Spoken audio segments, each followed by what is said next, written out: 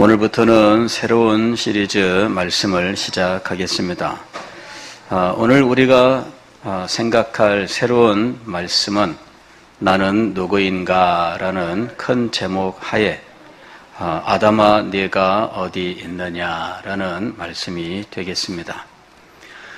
우리가 읽은 본문 창세기 3장 9절 말씀은 아담과 하와가 선악과를 따먹고 타락하고 난 직후에 하나님께서 마치 기다렸다는 듯이 이 아담과 하와를 찾아오시는 장면이에요. 마침 날씨도 좋고 아주 바람도 선선 불고 미세먼지도 없고 정말 좋은 환경이었어요.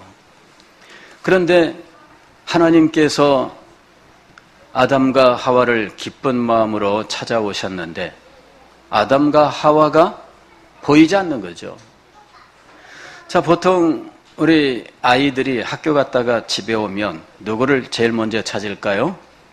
엄마를 제일 먼저 찾아요. 엄마! 그러는데 엄마가 없어요.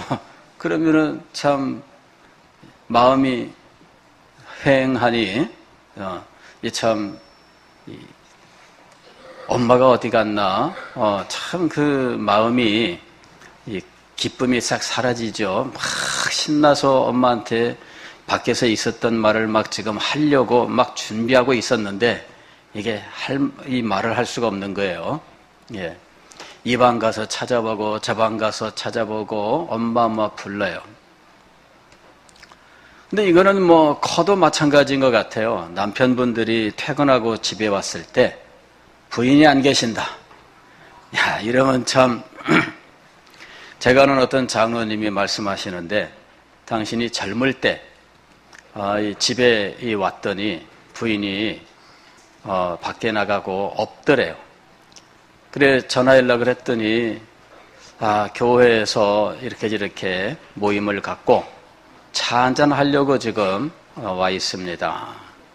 그러냐고 빨리 들어오세요 했는데 30분 지나도 안 들어오더래요. 그래 가지고 그냥 전화를 또 걸어가지고 여태까지 안 들어오고 뭐 하는 거냐 이랬답니다. 이래 가지고 같이 있던 이 다른 여집사님하고 같이 집에 온 거예요. 그런데 이 두 분이 딱 집에 문 열고 들어오자마자 이 장로님이, 젊을 때는 장로님이 아니죠. 예. 이 집사님이 그냥 고함을 친 거죠. 어디 갔대! 그래가지고서는 이 부인 집사님하고 같이 이제 변명해 준다고 왔던 또 다른 여집사님하고 두 분이 놀래가지고 그 자리에서 무릎을 꿇었대요. 그래가지고 제발 좀 진정하세요. 근데 이분이 성격이 보통이 아니셨다 그러더라고요. 예, 지금도 그 모습을 볼 수가 있어요. 근데 옛날에는 정말 굉장했답니다. 그래가지고서는 나무 집 부인 집사님까지 함께 무릎 꿇고 그냥 혼냈다는 거죠. 나중에 그 친구 이 여집사님이 왜 나까지 그랬나 몰라? 예, 왜 나까지 무릎 꿇고 빌었나 몰라요. 참 있어야 될 자리에 우리가 찾는 사람이 없으면 어때요? 참 마음이 썰렁하고 참 안 좋잖아요. 하나님께서 지금 아담을 부르신 거예요. 아담아. 근데 평소 같으면은 하나님이시다 이러면서 아담과 하와가 손을 잡고 하나님 앞에 짠하고 나타났을 텐데 그날은 불러도 나타나지 않는 거 있죠. 아담아 꼭꼭 숨어 있는 거예요. 네가 어디 있느냐? 그랬더니 아담이 이렇게 대답을 했어요. 내가 동산에서 하나님의 소리를 듣고 내가 벗었으므로 두려워하여 숨었나이다. 뭔가 죄 지은 게 있었던 거죠. 사실 간단히 말할 수 있는 죄는 아니었습니다. 왜냐하면 우리가 원죄라고 부르는 인간 실존 자체를 규정하는 엄청난 이 죄를 저지른 직후였거든요. 아담아, 네가 어디 있느냐라는 이 질문은 사실 단순하게 생각하면은 눈에 보이지 않는 아담을 찾는 질문이지만, 그러나 이 질문은 그것보다 더 깊은 의미를 갖고 있어요. 흔히 이 질문을 실존적인 질문이다 이렇게 이야기를 해요. 실존이라고 하는 건 뭐냐면은 우리의 존재를 말하는 거예요. 아니, 나는 뭐 지금 멀쩡히 살아있으니까 내가 존재하는 거 아니냐 이렇게 생각할 수 있어요. 그래요. 실존이라고 하는 말은 나의 삶의 조건들을 이야기해요. 내가 지금 이곳에 살고 있다. 그런데 내가 어떤 모습으로 살고 있느냐, 그것을 이야기할 때 실존이란 말을 사용을 하죠. 우리의 실존이 어떻게 되어 있느냐라고 하는 것이죠. 아담에게 지금 하나님께서 그걸 묻고 계신 거예요. 인간이 본래 있어야 하는 자리가 무엇이냐 하는 것이죠. 그런데 아담이 본래 자신이 있어야 하는 그 자리를 떠나서 지금 엉뚱한 자리에 가 있는 거예요. 아담이 있어야 하는 자리는 하나님 앞이었습니다. 아담이 있어야 하는 자리는 하나님을 기뻐하는 자리였습니다. 아담이 있어야 하는 자리는 하나님의 음성을 들어야 하는 자리였어요. 그러나 지금 아담은 전혀 엉뚱한 곳에 가 있습니다. 그리고 앞으로 그의 인생은 지금 있는 그 자리에서 결정될 거예요. 내가 벗었으므로 두려워하여 숨었나이다 라고 말하는 아담의 그 모습이 이 인간을 규정하는 말이 되고 말았다라고 하는 거예요. 아담아, 네가 어디 있느냐? 아담은 도대체 어떤 존재입니까? 아담은 도대체 어떤 사람이 되어야 마땅합니까? 아담은 지금 어느 자리에 나가야 합니까? 이 질문은 참으로 많은 것들을 생각하게 하는 질문인 거예요.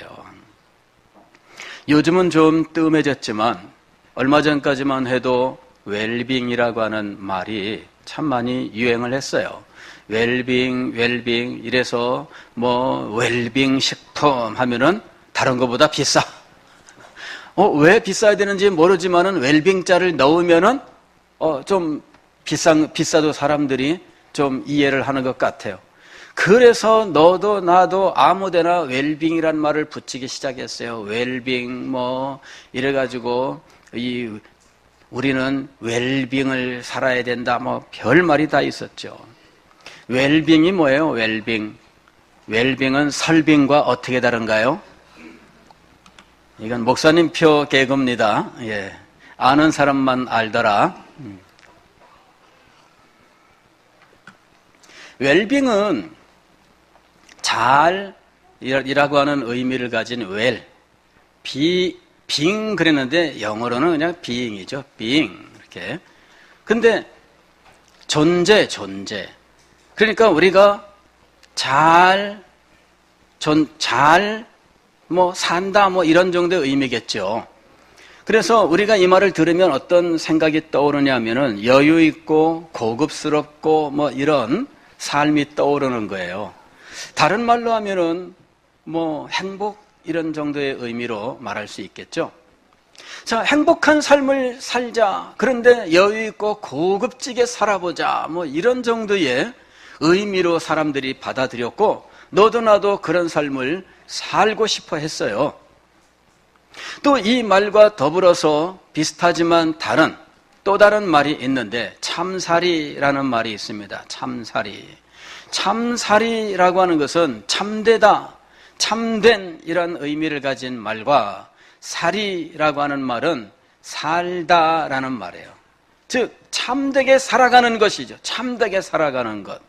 잘 사는 것과 참되게 사는 것, 이것이 함께 있는 것이 최고 좋은 겁니다. 사실은 그냥 참 삶은 없이 잘 사는 것만 있으면 그냥 나만 편하면 돼 이런 상황이 되는 거예요. 나만 좋으면 돼. 그러나 참 삶이라는 것이 있으면 내가 왜 잘 살아야 되는데, 이 질문을 던지고 내가 잘 살게 되는 의미를 더 깊이 찾게 되어 있는 것이죠. 그래서 웰빙과 참사리는 따로 떨어져 있으면 안 되고 하나가 되어야 한다 하는 거예요. 그런데 이것에 대한 질문은 인간들이 아주 오랜 세월 동안 물어봤던 질문이에요. 무엇이 인간의 참된 삶이냐 하는 거죠. 무엇이 인간의 참된 삶이냐. 아주 오래된 문제인데 이 문제를 본격적으로 논의한 인물이 누구냐 하면 아리스토텔레스라고 하는 사람이에요. 아리스토텔레스 들어봤어요? 아리스토텔레스. 예. 이 아리스토텔레스는 플라톤의 제자입니다. 플라톤은 누구냐면 아리스토텔레스의 스승입니다. 예.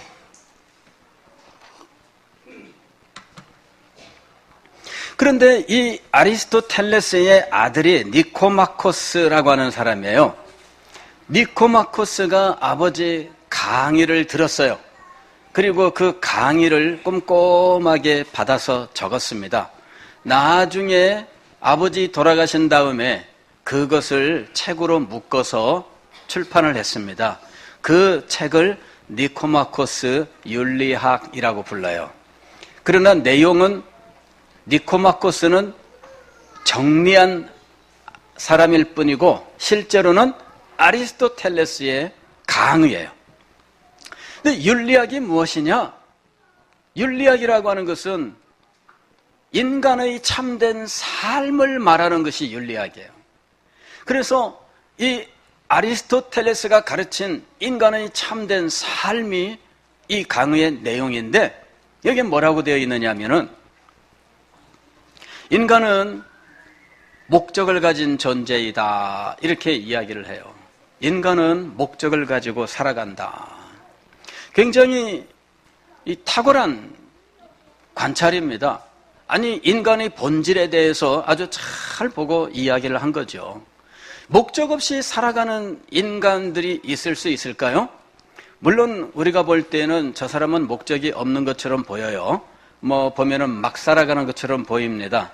그러나 막 살아가는 것처럼 보이는 사람도 나름대로는 자기 속에 목적의식이 있어서 그렇게 살고 있는 거예요.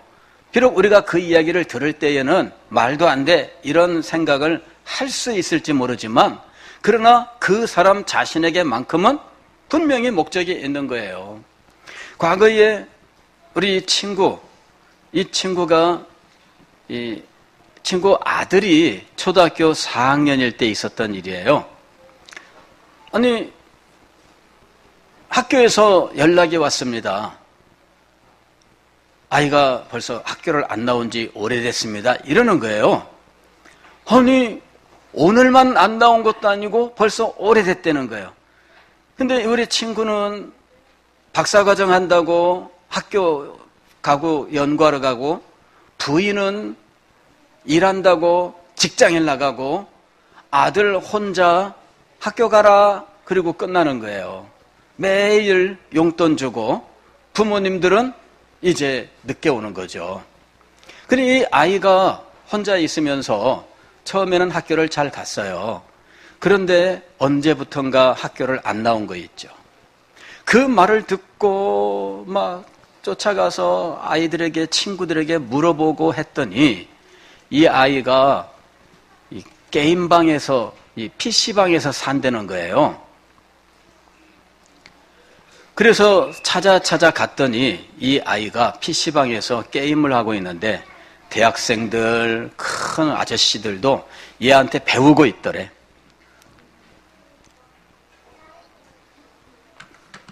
게임의 도사야, 게임의 도사. 그래가지고 아이를 붙잡고 집에 와서 물어보니 이 아이가요, 매일 아이가 혼자 있으니까 부모님이 불쌍하다고 안 됐다고 용돈을 줬는데 이 용돈을 가지고 PC방에 갔어요. 가서 해보니까 자기가 재능이 있어. 너무너무 잘 돼. 그리고 누워도 게임이 왔다 갔다, 학교 가서 칠판 봐도 칠판에서 게임이 왔다 갔다, 사방에 게임이 막 보이기 시작하는 거예요. 그래가지고 이 아이가 그때부터 한 번씩 학교를 빠지기 시작을 한 거죠. 그랬더니 낮에 PC방에 와 있는 형님들이 있었던 거예요. 아저씨들. 그 형님들 아저씨들이 라면도 사주고 이러면서 게임을 같이 했는데 이 아이가 1등이야 그 자리에서. 그래서 이렇게 하는 거예요. 타타타타 가르쳐주고 타타타타 가르쳐주고 야 이거 한번 풀어줘봐 그러면 딱 가가지고 또 게임 타타타타 해가지고 막. 와 여러분 게임하면 돈 많이 벌죠. 아이템 사고 팔고 막 이러면서 그죠? 예. 예전에 우리 친구 목사님 아들이요 저한테 자랑을 했어요. 목사님 제가요 이번에 우리 엄마 아버지한테는 말씀하지 마세요. 우리 엄마 아버지한테는 말씀하지 마세요. 제가 게임을 해가지고 이번에 몇백만 원 벌었습니다. 아이템을 자기가 게임 이 등급을 올려가지고 아이템을 마련했는데 이걸 팔았대. 그래가지고 이게 300만 원인가 뭐 이러면서 팔았대요. 그러면서 목사님 제가 게임 이거 저길 하나 드릴게요. 그 시리얼 번호 이거 가지면은 다 설치하고 들어갈 수 있습니다. 그러면서 탁 주는 거예요. 웬일로 나도 목사님이고 자기 아버지도 목사님인데 아버지한테는 말 안 하고 나한테 그 얘기를 다 했어요. 그래가지고 야 참 기특하다. 너 게임 잘해서 정말 훌륭하다. 이렇게 칭찬해 줬을까요? 예. 그때 그 게임 잘해서 300만 원짜리 아이템 팔았던 친구가 이번에 변호사 됐습니다. 게임 잘해도 변호사가 될 수 있을까요? 예. 그 사이에 많은 변화가 있었던 거죠. 예. 많은 변화가 있었던 겁니다. 자, 그런데 다시 초등학교 4학년 친구한테로 돌아가서 이 초등학교 4학년 친구가 이제 부모님이 물어보니까 나는 게임이 좋아요. 이렇게 된 거예요. 앞으로 뭐 될래? 그랬더니 나는 게임만 하며 살래요. 그때 막 무엇이 생겼느냐 하면은 게임단이 생긴 거예요. e스포츠 게임. 소위 말하면은 우리가 말하는 이 PC 게임을 가지고, 세계적인 그런 대회들이 이제 막 생겼잖아요. 근데 그게 막 생긴 그런 시점이에요. 그 뒤에 이 친구가 계속 그 길로 나갔는지는 모르겠습니다. 그러나 부모님은 얼마나 걱정이 되는지 이 아이를 데리고 심리 상담 받으러 다니고 그냥 막 얼마나 고생했나 몰라요. 이렇게 살아서 될까? 근데 부모님이 생각하는 것과 아이의 생각은 달랐어요. 이게 어떻게 해야 되겠습니까? 부모님이 볼 때는 그 삶이 아주 문제가 많은 삶이에요. 이거 뭐 넌 인생도 없냐 이렇게 하는 삶이 되는 거예요. 그러나 요즘에 와서는 참 많이 변했죠. 예. 그러나 많이 변했다고 해도 게임이 인간에게 유용하냐 하면은 사실은 그것도 정도가 있어야 된다라고 하는 거예요. 지난주에 여러분 이 WHO는 뭐냐면은 세계보건기구예요. 세계보건기구. 여기서 전 세계 이 질병 치료 이런 문제들에 대해서 이 결정을 내리게 되는데 WHO에서 4년 동안 논의하던 하나의 문제 결론을 내렸어요. 무엇이냐면은 게임 중독을 질병으로 분류하는 거였어요. 게임 중독이라고 하는 것이 병이냐 아니냐,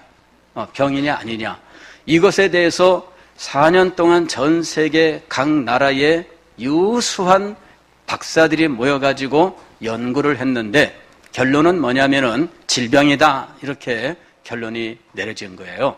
그래서 지금 전 세계 게임 산업들이 지금 난리가 났어요. 이거 지금 우리가 그러면 질병을 조장하고 있다는 말이냐? 이제 이런 그 반문인데 분명한 것은 게임에 빠져서 정상적인 생각을 못하고 정상적인 삶을 살지 못한다면 그것은 분명히 질병이라는 거예요. 그러면 내가 중독의 상황을 어떻게 알 수 있느냐 하는 거죠. 중독의 상황을 어떻게 알 수 있느냐? 간단하게 알 수 있는 방법은 이거예요. 예전에 스타크래프트 한창 전국적으로 유행할 때 그때 교회에서 제가 청년부를 지도하고 있었는데 청년 중에 집사님 집에 청년이 교회를 그냥 가끔씩 나와요. 그래 부모님에게 물어보면 요새 취직 준비하고 있고요. 준비하느라고 바쁘고요. 그래서 취직하는 거 힘들지요. 이랬는데 나중에 이 부모님이 저한테 찾아오셨어요. 목사님, 우리 누구누구 좀 살려주세요. 왜요? 그랬더니 목사님, 사실은 저희가 거짓말했습니다. 부모님들 목사님에게 거짓말 많이 합니다. 예.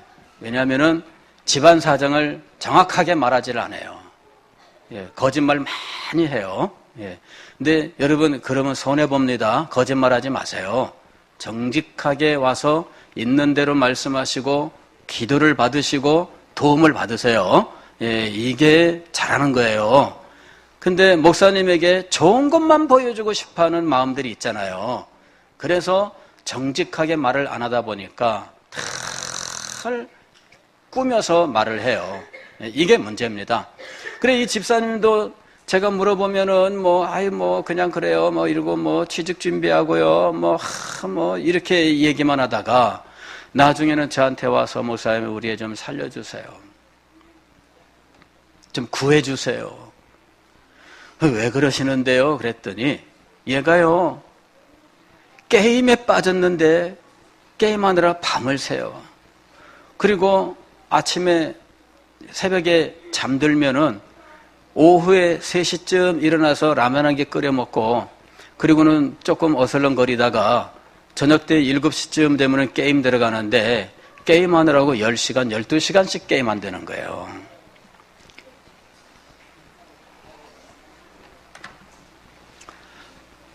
자, 이 친구는 게임 중독일까요? 아닐까요? 중독입니다. 왜냐하면은 자기의 생활을 자기가 컨트롤하지 못해요. 자기의 마음을 컨트롤하지 못하고 해야 되는 일상의 일들을 모두 다 그만두고 여기에 빠져드는 거예요. 그래서 일상생활이라는 것이 사라져버렸어요. 이게 이제 중독입니다. 이렇게 되면은 이 사람이 앞으로 정상적인 삶을 살 수 있느냐? 삶을 살 수 없죠.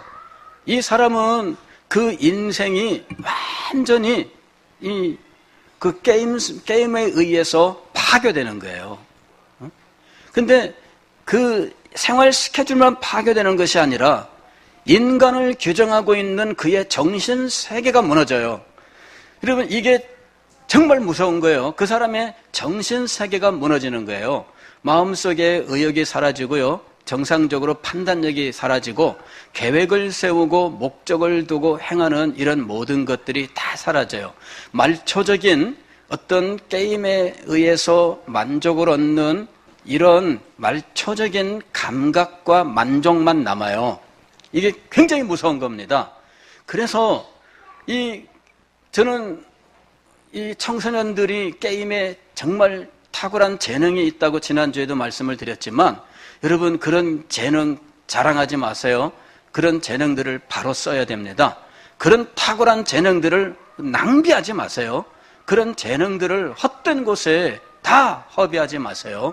여러분의 재능과 여러분의 그 시간과 발전할 수 있는 여러분의 그 앞으로의 가능성 같은 것들을 미리 다 여러분이 무너뜨리지 마세요. 이게 정말 두려운 거예요.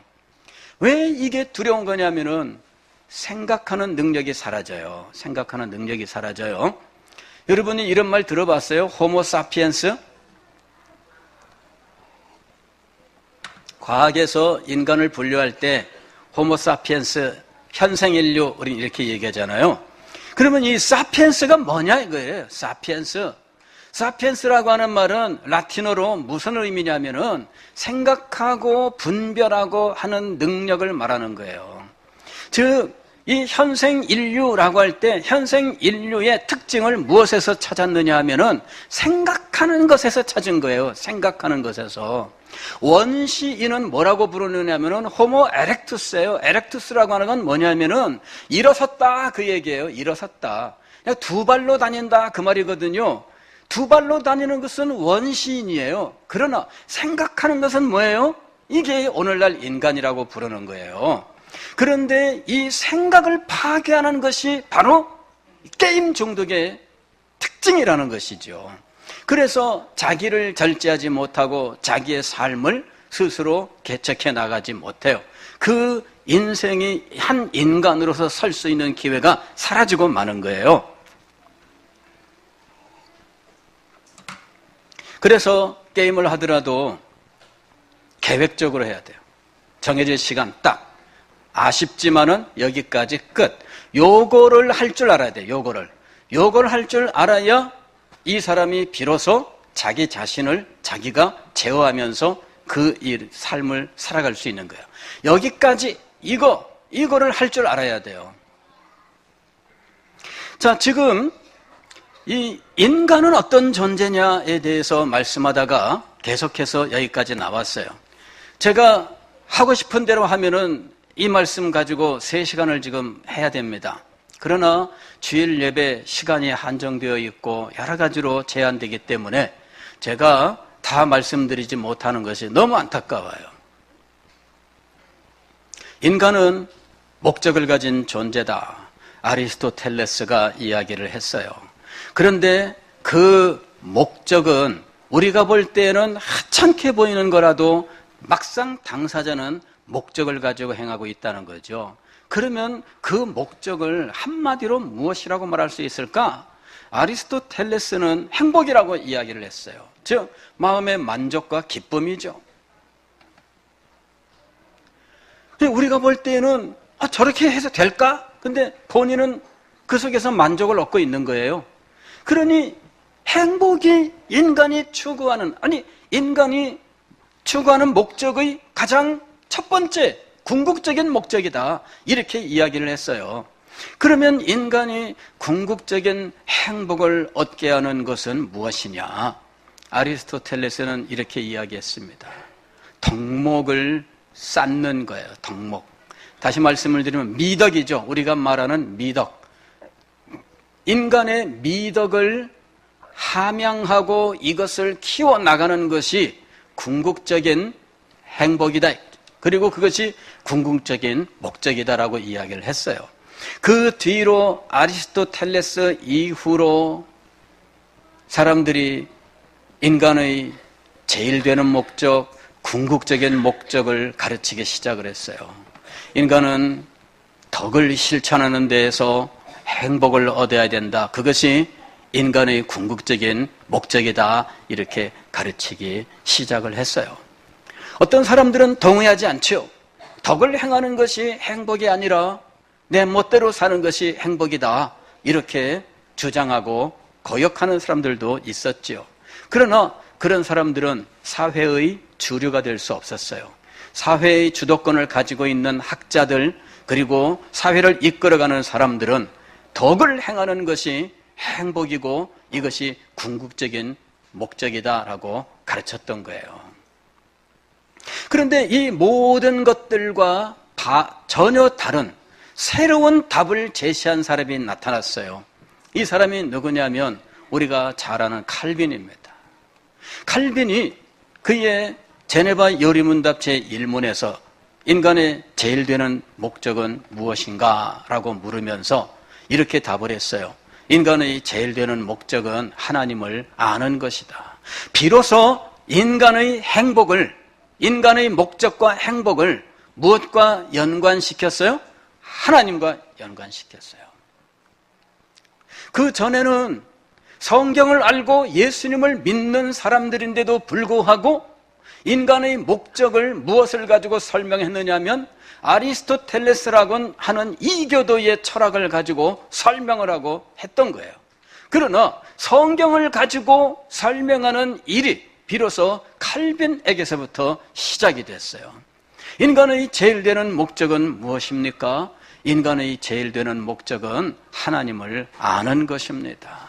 100년 후에 웨스트민스터 소요리 문답이 나왔는데 이 웨스트민스터 소요리 문답도 동일한 질문을 던졌어요. 인간의 제일 되는 목적은 무엇입니까? 인간의 제일 되는 목적은 하나님을 영화롭게 하며 그를 영원토록 즐거워하는 것입니다. 칼빈이 말한 하나님을 아는 것입니다를 해설한 것이 웨스민스터 소열의 문답의 답이었어요. 하나님을 아는 것은 무엇이냐? 하나님을 영화롭게 하는 것이 하나님을 아는 것이에요. 하나님은 당신의 영광을 나타내셔요. 그리고 우리가 그것을 알기를 원하셔요. 하나님의 영광을 알고 우리가 이것을 찬양하며 경배하기를 원하셔요. 이것이 하나님을 아는 거예요. 하나님을 진실로 안다면 하나님을 찬양할 것이고, 하나님을 진정으로 안다면 하나님을 영광스럽게 경배하게 될 것입니다. 하나님을 아는 것은 하나님을 영광스럽게 하는 것이에요. 그리고 그것만이 우리에게 참된 기쁨이며 행복이 됩니다. 그래서 하나님을 영화롭게 하며 그를 영원토록 즐거워하는 것입니다. 즉 참된 삶과 그리고 웰빙, 행복이라고 하는 것이 비로소 함께 합쳐지게 된 거예요. 참사리와 웰빙이 비로소 하나가 되기 시작을 한 겁니다. 그런데 그 영광스러운 자리에서 떨어지는 사건이 벌어진 겁니다. 아담아, 네가 어디 있느냐? 사랑하는 성도 여러분, 오늘 우리는 웰빙, 이 행복과 참 삶이라고 하는 것이 하나가 되는 자리로 나가야 돼요. 하나님께서 우리에게 주시는 복음, 하나님께서 주신 은혜는 바로 이것을 가능하게 하는 길입니다. 이 사실을 우리가 먼저 깨달아야 돼요. 웰빙과 참 삶이 하나가 되는 자리, 그것을 우리가 목표로 해야 돼요. 우리는 이 세상에서 웰빙과 참 삶을 하나로 해서 정말 참된 인간의 삶을 사는 사람들이 되어야 합니다. 이것이 주님께서 우리에게 성경을 주신 목적이에요. 하나님께서 우리에게 복음을 선포하신 목적입니다. 우리가 예수 그리스도를 나의 구주, 나의 하나님으로 고백하면서 우리가 바로 이 자리에 도달해야 되는 것입니다. 앞으로 이달 한 달 동안 여러분과 함께 나는 누구인가? 라는 제목을 가지고 이 문제를 더 깊이 생각하게 될 것입니다. 인간은 어떤 존재인지, 인간은 도대체 어떻게 구원을 받는지, 인간의 참 삶을 살기 위하여 필요한 것이 무엇인지, 어떤 삶을 하나님께로부터 우리가 받았는지에 대해서 공부하게 될 것입니다. 그리하여 웰빙과 참 삶이 하나가 되는 복된 여러분의 삶이 되시기를 주의 이름으로 축원합니다.